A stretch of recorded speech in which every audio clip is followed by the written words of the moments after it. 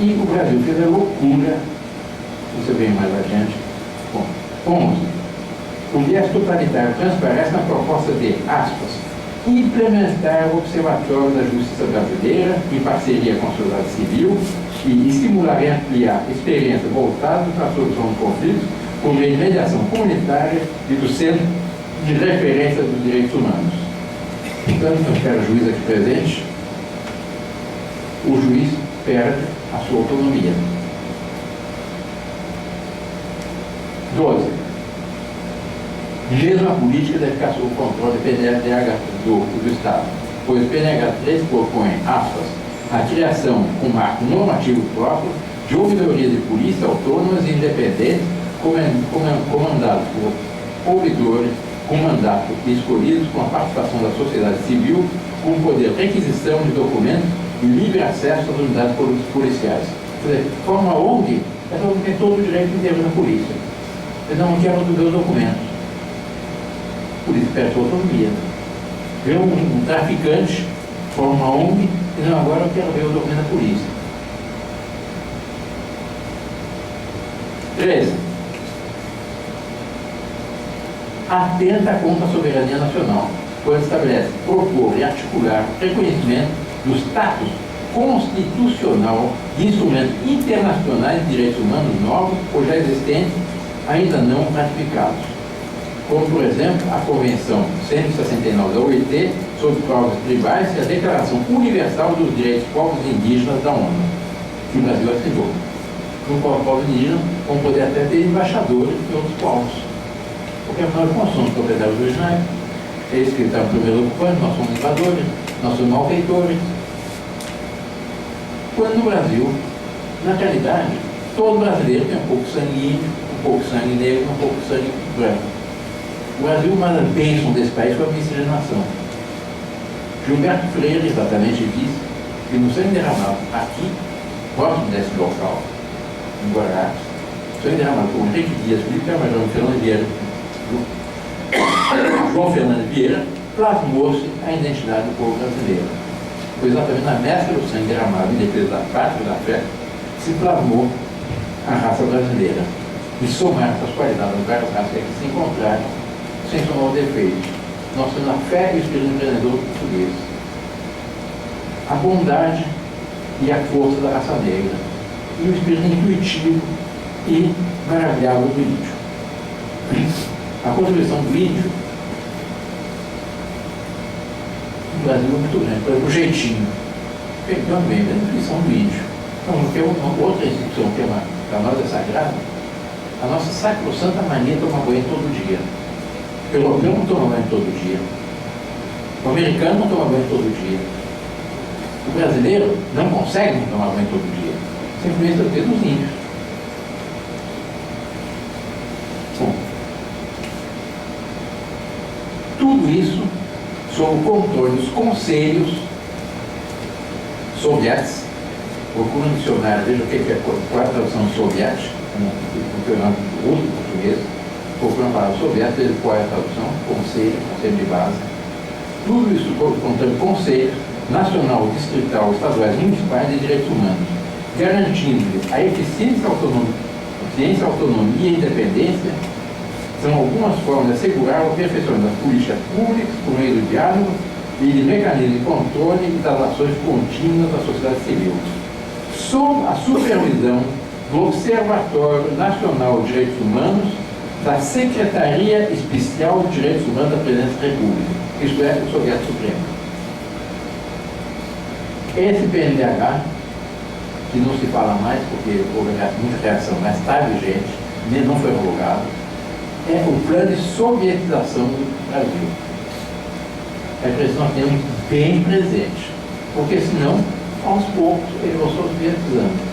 Outra coisa, isso já foi implantado. Por exemplo, o casamento homossexual foi implantado contra a vontade da maioria dos brasileiros. A prova é que não tiveram coragem de aprovar no Congresso. Porque se os deputados sabem que votarem a favor, eles perdem votos. O aborto, eles não conseguiram ainda a discriminação. Mas, agora o governo formou um órgão para ajudar a mulher que quer abortar para fazer o aborto de uma forma segura. O senhor deve ter visto notícias nos jornais. É crime, mas o governo tem um órgão que favorece. E procurar ajudar a mulher a fazer o crime. Nós vemos, portanto, qual é a ideia central disso? É criar um Estado que seja o contrário da situação cristã. Um Estado que seja fundamentalmente ateu. E, sendo ateu e negando a boa postura da criação, um Estado absurdo, inviável. Inviável confrontou os países comunistas, que foi um fracasso espetacular. Mas eles insistem.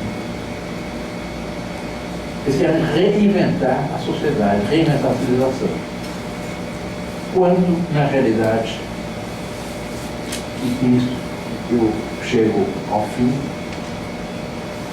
o grande Papa São Pio X, na sua encíclica Nossa Charta Apostólica, proclamava, aspas, não, a civilização não está para ser inventada, nem a cidade nova para construir-se nas nuvens. Ela existiu, ela existe. É a civilização cristã, é a cidade católica. Somente trata-se de instaurá-la ou restaurá-la sem cessar sobre os seus fundamentos naturais e divinos, contra os ataques sempre crescentes da utopia malsã e da impiedade. Omnia instaurare em Cristo. Restaurar tudo em nosso Senhor Jesus Cristo. Nosso Senhor já nos dizia no Evangelho, procurai o reino de Deus sua justiça, e todo o resto vem para acréscimo. Na medida que se esquece do reino de Deus sua justiça, nós caímos em caos mais absolutos, nas tiranias mais monstruosas. E é por onde nós caminhamos, e nós caminharemos se não houver uma reação à altura. Eu louvo, portanto, a iniciativa do Círculo Católico de Pernambuco de promover essa conferência, exatamente para poder alertar a todos sobre isso.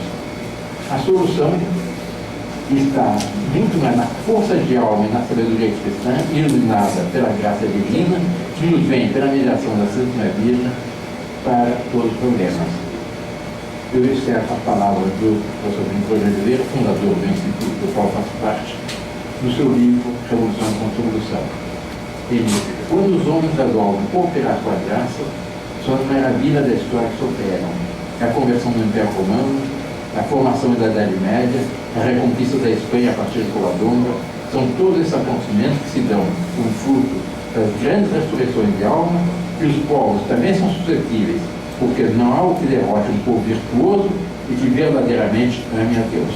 Portanto, peçamos a Deus, por meio da Santa Virgem, aqui a imagem Nossa Senhora de Fátima, que nos anunciou que se o mundo não mudasse seus costumes, não fizesse penitência, viram grandes calamidades, várias nações desapareceriam. Peçamos a Deus que nos dê força, nos dê essa força de alma cristã para resistir a essas ameaças que caem sobre o nosso Brasil. E com isso, nós poderemos salvar o Brasil dessa tragédia. Os franceses dizem uma frase que eu gosto muito: l'histoire, on l'a fait ou on l'a subi. A história, a gente já faz ou a gente já padece. Passamos nós a história do Brasil e não permitamos que esses utopistas ateus queiram destruir as sementes lançadas pelos nossos maiores, as sementes lançadas por Henrique Coimbra, pelos primeiros missionários que aqui vieram. Precisamos da Santa Virgem nos ajude e nos abençoe nessa tarefa difícil, mas certamente seja vitoriosa, porque Nosso Senhor em Fátima disse: por fim, meu Imaculado Coração de Jesus fará.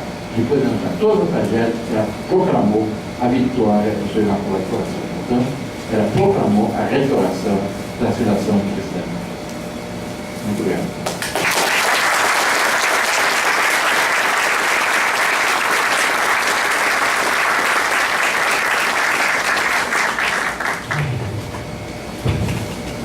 Nós agradecemos a Dona Bertrand por essas palavras sábias e doutas, no sentido de esclarecer e nos apetrechar de informações para que nós possamos combater essas ondas de impulsões dessas hordas que querem destruir as instituições brasileiras, a igreja, os princípios cristãos, os bons costumes, o direito natural, etc.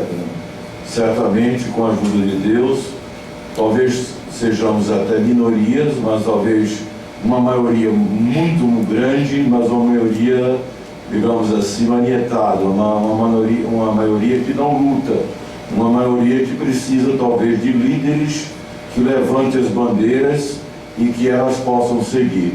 Muitos sentem o que nós sentimos, mas poucos têm a oportunidade de se engajar em algo que possa fazer algo para a salvação do Brasil.